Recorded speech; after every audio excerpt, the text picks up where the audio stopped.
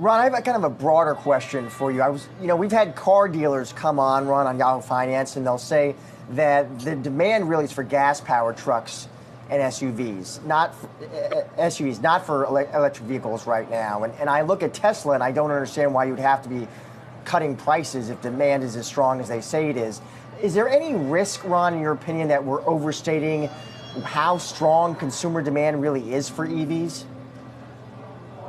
Yeah, at least in the U.S., I think that is probably a fair characterization. I think what we've seen this year with Tesla's price cuts, give or take, the Model Y entry level is roughly 30% cheaper than it was at this time last year, and I think a lot of that is attributable to buyer preference. We've done a lot of work on the TAM of buyers. It tends to be very central. I mean, it tends to be very coastal in terms of who the buyer is, and it tends to be very affluent. So I think the benefit of the Inflation Reduction Act tax credits hasn't been as much as analysts would have thought this time last year. But no, I think that's a fair characterization that we think of pickup truck buyers, they tend to be more loyal to the brands. And I think what we've seen so far, at least with the early entrance into the EV pickup market, there's been a strong preference for the gasoline-powered options.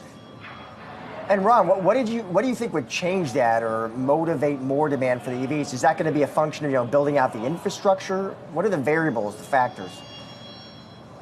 Yeah, I think economics matter here always. So the starting price points for electric pickups are quite a bit higher than the starting price points for gasoline pickups today. And to really realize the benefits of an electrified pickup, it's over the life. But right now, purchase price and, more importantly, interest costs, so that monthly payment number, are really prohibitive for a large portion of buyers in the U.S. So I think it's a mix of time, macro, and then also like proliferation of technology bringing down costs ultimately, because it is prohibitive for the average buyer today. So, Craig, let's bring it back then to the ecosystem that is being developed around these vehicles as well, right? Not just the ecosystem today, but the ecosystem that's receiving a lot of investment right now, including from the U.S. government. Do you think that the sort of charging system that's being built out in this country is too big for what's expected in terms of EV adoption? No, I mean, I think that there's room actually over the next few years for incremental funding in the space. I think it would make a lot of sense. What we're going to see and the tension that we're seeing in Detroit right now is strikes because the EV industry is going to change the future versus what combustion engines have been doing. So, the labor content is going to be different, and that's something that Detroit will have to adjust to.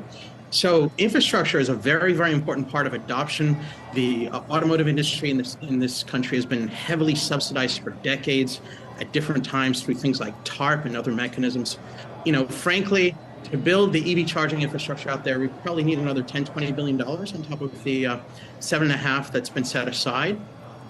But there's bright spots, right? You can actually drive coast to coast. EVs are, a good option in most areas of the country.